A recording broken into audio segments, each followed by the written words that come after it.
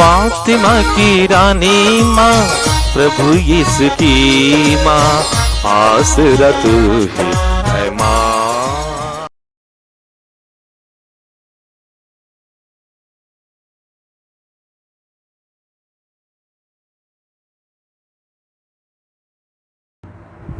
पहला पाठ प्रज्ञा ग्रंथ अध्याय 2 पद संख्याएं 12, 17 से 20 तक। विधर्मी आपस में कहते थे, हम धर्मात्मा के लिए फंदा लगाएं, क्योंकि वह हमें परेशान करता है और हमारे आचरण का विरोध करता है। वह हमें संहिता भंग करने के कारण फटकारता है और हम पर अपनी परंपराओं को त्याग देने का अभियोग लगाता है। हम यह देखें कि उसका दावा कहाँ तक सच है। हम यह पता लगाएं कि अंत में उसका क्या होगा। यदि वह धर्मात्मा ईश्वर का पुत्र है, तो ईश्वर उसकी सहायता करेगा और उसे उसके विरोधियों के हाथ से छुड़ाएगा। हम अपमान और अत्याचार से उसकी परीक्षा लें, जिससे हम उसकी विनम्रता जान जाएं और उसका धैर्य परख सकें। हम उसे घिनौनी मृत्यु का दंड दिलाएं, क्योंकि उसका दावा है कि वह सुरक्षित ही रहेगा। प्रभु की वाणी। ईश्वर को धन्यवाद। भजन अनुवाक्य। प्रभु मेरे जीवन का आधार है। प्रभु मेरे जीवन का आधार है। हे ईश्वर, अपने नाम द्वारा मुझे बचा, अपने सामर्थ्य से मुझे न्याय दिला। हे ईश्वर, मेरी प्रार्थना सुनने और मेरे शब्दों पर ध्यान देने की कृपा कर। अनुवाक्य। प्रभु मेरे जीवन का आधार है। प्रभु मेरे जीवन का आधार है। घमंडी मुझे घेरते हैं और कुकर्मी मुझे मारना चाहते हैं। वे ईश्वर की उपेक्षा करते हैं। अनुवाक्य। प्रभु मेरे जीवन का आधार है। प्रभु मेरे जीवन का आधार है। अब ईश्वर स्वयं मेरा सहायक है। प्रभु मेरे जीवन का आधार है। मैं सारे हृदय से तुझे बलिदान चढ़ाऊंगा। मैं तुझे धन्यवाद कहूँगा, क्योंकि तू भला है। अनुवाक्य। प्रभु मेरे जीवन का आधार है। प्रभु मेरे जीवन का आधार है। दूसरा पाठ संत्याकुब का पत्र अध्याय 3 पद संख्याएं 16 से 4, 3 तक। जहाँ ईर्ष्या और स्वार्थ है, वहाँ अशांति और हर तरह की बुराई भी पाई जाती है। किंतु ऊपर से आई हुई प्रज्ञा सबसे पहले निर्दोष है और वह शांति प्रिय, सहनशील, विनम्र, करुणामय, परोपकारी, पक्षपातहीन और निष्कपट भी है।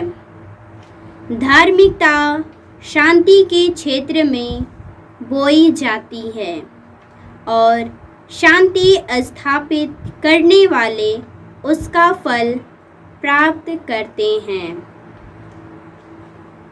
आप लोगों में द्वेष और लड़ाई झगड़ा कहाँ से आता है?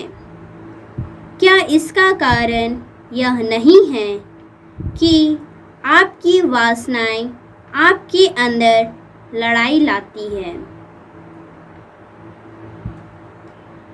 आप अपनी लालसा पूरी नहीं कर सकते और इसलिए हत्या करते हैं। आप जिस चीज़ की ईर्ष्या करते हैं उसे नहीं पा सकते हैं और इसलिए लड़ते झगड़ते हैं। आप प्रार्थना नहीं करते हैं इसलिए आप लोगों के पास कुछ नहीं है। जब आप मांगते भी हैं तो इसलिए नहीं पाते हैं कि अच्छी तरह से प्रार्थना नहीं करते। आप अपनी वासनाओं की तृप्ति के लिए धन की प्रार्थना करते हैं। प्रभु की वाणी। ईश्वर को धन्यवाद। जय घोष। Hallelujah, hallelujah. प्रभु कहते हैं, मेरी भेड़ें मेरी आवाज़ पहचानती हैं, मैं उन्हें जानता हूँ और वे मेरा अनुसरण करती है। हालेलुया। प्रभु आप लोगों के साथ हो और आपकी आत्मा के साथ। संत मार्कुस के अनुसार पवित्र सुसमाचार। हे प्रभु तेरी महिमा हो। अध्याय 9 पद संख्याएं 30 से 37 तक। यीशु और उनके शिष्य वहां से चलकर गलीलिया पार कर रहे थे। यीशु नहीं चाहते थे कि किसी को इसका पता चले, क्योंकि वह अपने शिष्यों को शिक्षा दे रहे थे। यीशु ने उनसे कहा, मानव पुत्र मनुष्यों के हवाले कर दिया जाएगा। वे उसे मार डालेंगे और मार डाले जाने के बाद वह तीसरे दिन जी उठेगा। शिष्य यह बात नहीं समझ पाते थे, किंतु यीशु से प्रश्न करने में उन्हें संकोच होता था।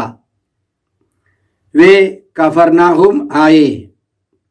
घर पहुंचकर यीशु ने शिष्यों से पूछा, तुम लोग रास्ते में किस विषय पर विवाद कर रहे थे? वे चुप रह गए, क्योंकि उन्होंने रास्ते में इस पर वाद विवाद किया था कि हम में सबसे बड़ा कौन है।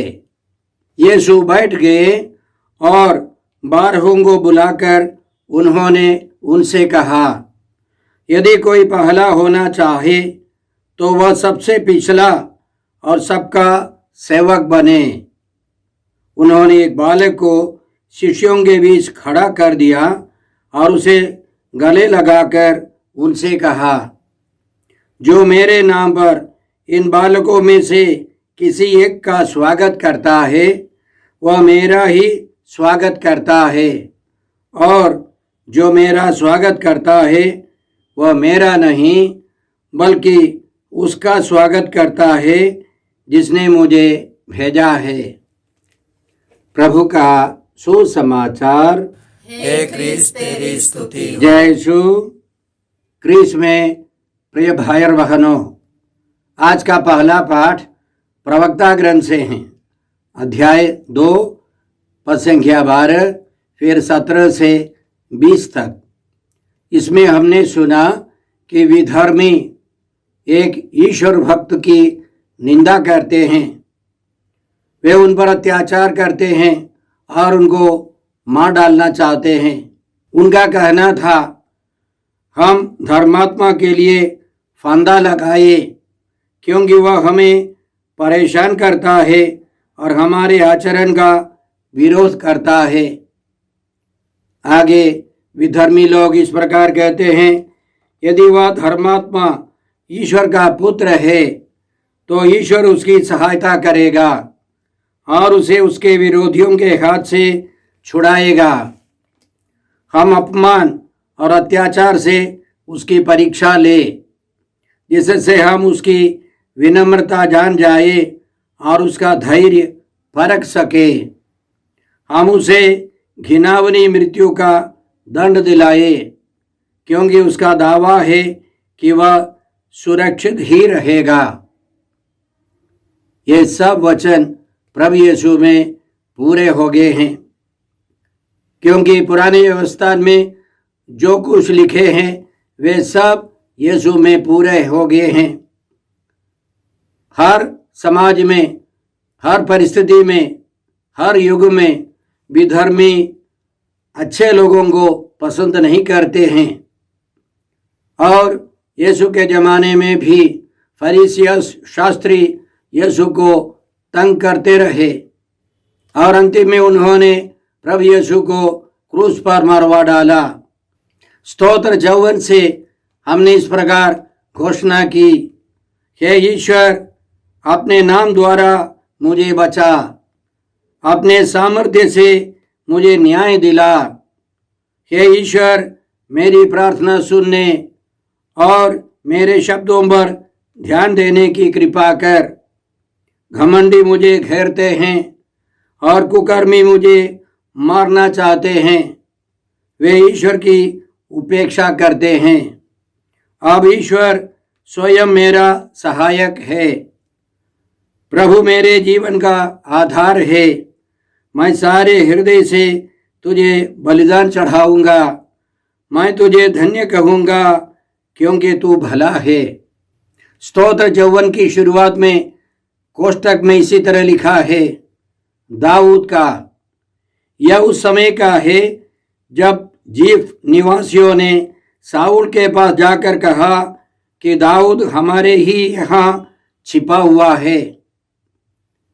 जीफ निवासी अधर्मी बुरे लोग दाऊद को मरवा डालना चाहते थे। हम जानते हैं कि साउल भी ईश्वर की आज्ञा नहीं मानता था, वो भी विधर्मी हो गया था, वो भी दाऊद को मार डालने के प्रयास में था। और दाऊद उसी समय ईश्वर से सुरक्षा के लिए प्रार्थना करता है।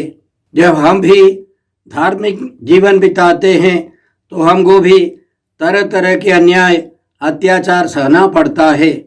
इसलिए तिमथी के नाम दूसरे पत्र अध्याय 4 में संत पौलुस तिमथी को इसी तरह समझाते हैं, सुसमाचार सुनाओ, समय समय लोगों से आग्रह करते रहो, बड़े धैर्य से तथा शिक्षा देने के उद्देश्य से लोगों को समझाओ, डांटो और ढारस बंधाओ, क्योंकि वह समय आ रहा है जब लोग हितकारी शिक्षा नहीं सुनेंगे बल्कि मनमाना आचरण करेंगे और अपने पास चाटुकार उपदेशकों की भीड़ जमा करेंगे।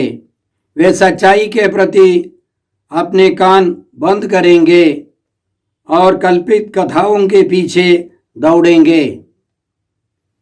बहुत सारे लोग अच्छी बातें सुनना नहीं चाहते हैं। बुरे लोग अच्छे लोगों को, धार्मिक लोगों को पसंद नहीं करते हैं, लेकिन हमको बड़े धैर्य के साथ सुसमाचार सुनाता रहना है, हमें सुसमाचार बनते रहना है। इसलिए आगे संत पौलुस तिमोथी को समझाते हैं, परंतु तुम सब बातों में संतुलित बने रहो, धैर्य से कष्ट सहो, सुसमाचार के प्रचार में लगे रहो और अपने सेवा कार्य के सब कर्तव्य पूरे करते जाओ। हमें संत पौलुस के समान, तिमोथी के समान, आखिर प्रभु यीशु के समान पवित्र जीवन बिताना है। हमारे जीवन की यात्राओं में कठिनाइयाँ होती है, लेकिन हमें घबराने की बात नहीं है। हमें प्रभु पर भरोसा रखना है। आज के सुसमाचार में प्रभु यीशु अपने शिष्यों को अलग ले जाकर शिक्षा देते हैं। सबसे पहले उन्होंने यह घोषणा की, मानव पुत्र मनुष्यों के हवाले कर दिया जाएगा और वे उन्हें सताएंगे, मार डालेंगे, लेकिन तीसरे दिन वह जी उठेगा। मानव पुत्र जी उठेगा। शिष्य ये बातें नहीं समझ पाए। क्योंकि जब सुसमाचार सुनाया गया, सुसमाचार प्रभु यीशु के दुख भोग, मृत्यु और पुनरुत्थान है। जब सुसमाचार सुनाया गया तो उनके हृदय में, मन में जो बुरी बातें थी वो सब बाहर आने लगी। वे आपस में चर्चा करने लगे, वाद विवाद करने लगे, हम में से सबसे बड़ा कौन है। इसलिए यीशु की बात, सुसमाचार उनके मन में घुस नहीं सकता है। जब कभी हम सुसमाचार की घोषणा करते हैं तो सुनने वालों के अंदर जो शैतानी बंधन है, बुरी आदतें हैं, बुरे विचार सब हैं, ये सब बाहर आने लगते हैं। दूसरा कोई उपाय नहीं है। प्रभु यीशु ने सुसमाचार सुनाया और अपने शिष्यों के अंदर जो बुरी बातें, बुरे विचार थे, वे सब बाहर लाने लगे। और इसलिए घर में प्रवेश कर प्रभु यीशु ने उनसे पूछा कि रास्ते में तुम लोग क्या वाद विवाद कर रहे थे। तो वे सब चुप हो गए। यीशु जानते थे कि उनके मन में सबसे बड़ा होने का वो विचार है, इच्छा है, लालसा है। इसका कारण यह भी है, इस अध्याय की शुरुआत में हम पढ़ते हैं कि यीशु ने एक ऊंचे पहाड़ पर 3 शिष्यों को लेकर उनके साथ प्रार्थना की। रात भर वे प्रार्थना में थे और प्रभु यीशु ने अपनी महिमा प्रकट की। और दूसरे दिन सुबह वे नीचे उतर आए। ये सब देख करके 12 शिष्यों के मन में मुझे सबसे बड़ा बनना है, इसी तरह की इच्छा जगने लगी, विचार उठने लगे। और यीशु ने उनको समझाया। हमने सुना यीशु बैठ गए। याद रखें, प्रभु यीशु मनुष्य का रूप धारण कर, दास का रूप धारण कर, सर्वशक्तिमान ईश्वर मनुष्य बनकर इस पृथ्वी पर आए। और मनुष्य बनने के बाद भी मरण तक, क्रूस मरण तक आज्ञाकारी बनकर अपने को उन्होंने और भी दीन बनाया। वही यीशु अब एक गुरु के समान बैठ जाते हैं। वे बैठ गए और 12 को अपने पास बुलाने लगे। उन्होंने सबों को अपने पास बुलाया और एक महत्वपूर्ण शिक्षा वे देने लगे। उनका कहना था, जो पहला होना चाहता है वह सबसे पिछला और सबका सेवक बने। हम जानते हैं कि बाहर की दुनिया में सबसे पहला जो बनना चाहता है वह किसी न किसी प्रकार पहला बनने के लिए, प्रथम बनने के लिए प्रयास करता है। वर्तमान में अनेक राष्ट्रों के नेता 2 नंबर के काम करके, कार्य करके नेता बन गए हैं। वे ईमानदारी से लोगों की सेवा नहीं कर सकते। लेकिन बाइबल में प्रभु यीशु का विचार बिल्कुल विपरीत है। उनका कहना है, जो सबसे बड़ा बनना चाहता है सबसे विनम्र बने। धन्य है वे जो अपने को दीनहीन समझते हैं, स्वर्गराज उन्हीं का है। धन्य है वे जो नम्र हैं, उन्हें प्रतिज्ञा देश प्राप्त होगा। दुनिया के लोग बोलेंगे, धन्य है वे जो अहंकारी है, धनी है।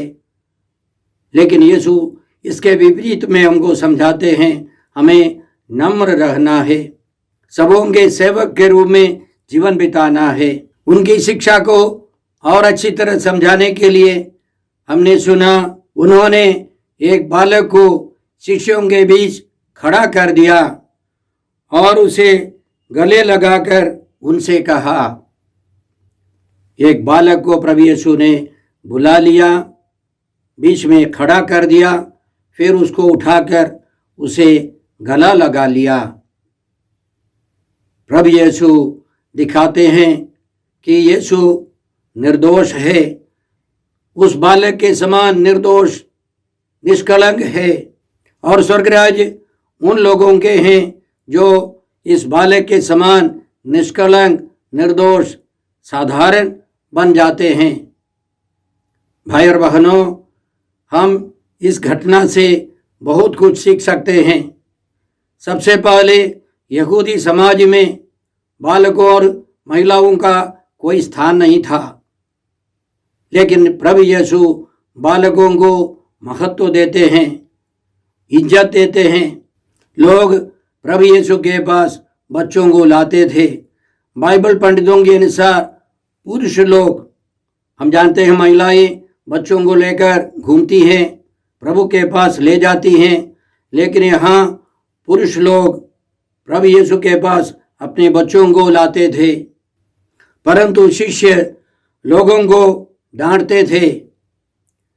यीशु यह देखकर बहुत अप्रसन्न हुए और उन्होंने कहा, बच्चों को मेरे पास आने दो, उन्हें मत रोको, क्योंकि ईश्वर का राज उन जैसे लोगों का है।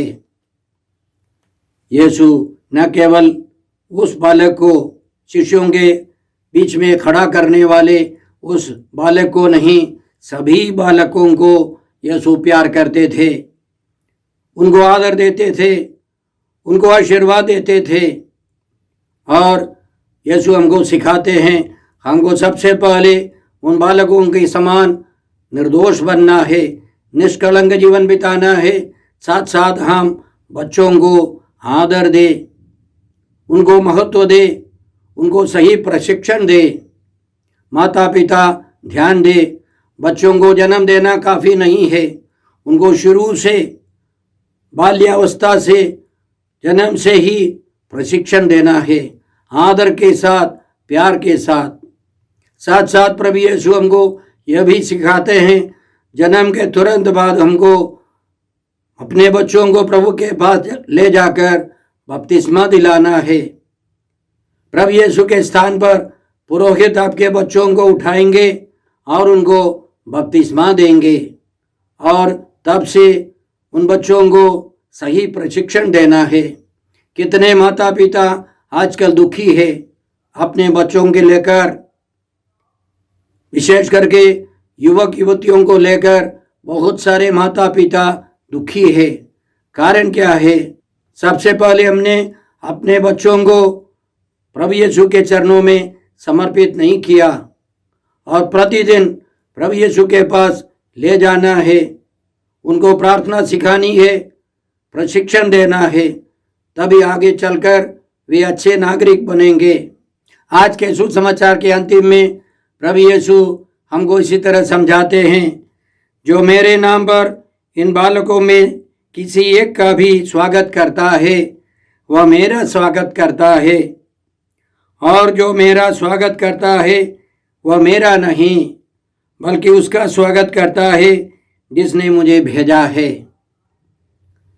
संत मत्ती के सुसमाचार अध्याय 25 में प्रभु यीशु इसी तरह हमको समझाएंगे। न्याय के दिन, इस दुनिया के अंतिम में अच्छे लोगों से प्रभु यीशु इस प्रकार कहेंगे, तुमने मेरे इन छोटे से छोटे भाइयों में से किसी एक के लिए जो कुछ किया वह तुमने मेरे लिए ही किया।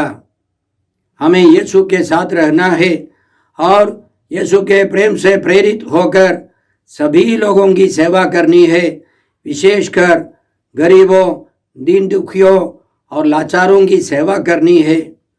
तब प्रभु यीशु हमको समझाएंगे, धर्मी अनंत जीवन में प्रवेश करेंगे। यीशु ऐसे लोगों से कहेंगे, मेरे पिता के कृपा पात्रों, आओ और उस राज्य के अधिकारी बनो जिसके लिए मेरे पिता ने अनादिकाल से तैयार करके रखा है। पहले पाठ और सुसमाचार के वचनों के अनुसार हमें क्या करना है, यह दूसरे पाठ में संत याकूब हमको समझाते हैं। उनका कहना है, हमको ईर्ष्या और स्वार्थता सब छोड़कर पवित्र जीवन बिताना है। वे आगे हमको समझाते हैं कि आपके पास कुछ नहीं होता क्योंकि आप प्रार्थना नहीं करते। जब मांगते भी हैं, वासना की पूर्ति के लिए धन की प्रार्थना होती है। हमारी अधिकांश प्रार्थनाएं धन के लिए, इस दुनिया की आवश्यकताओं की पूर्ति के लिए हैं। हमें पवित्र आत्मा के लिए, स्वर्गीय ज्ञान के लिए, पवित्रता के लिए प्रार्थना करनी है। निर्दोष जीवन बिताने के लिए, शांतिमय जीवन बिताने के लिए कृपा मांगनी है। आइए हम प्रार्थना करते हैं। हे अब्बा पिता, हे प्रभु यीशु, हे पवित्र आत्मा ईश्वर, आज के सारे पवित्र वचनों के लिए हम तुझे धन्यवाद देते हैं और प्रार्थना करते हैं कि हम सब यीशु की इच्छा और नियमों के अनुसार जीवन बिताए, प्रभु यीशु के समान जीवन बिता सके। हम यह प्रार्थना करते हैं प्रभु क्रिस्त के द्वारा। हमारे प्रभु यीशु क्रिस्त की कृपा, ईश्वर का प्रेम और पवित्र आत्मा का साहचर्य आप सबों को प्राप्त हो। आमीन।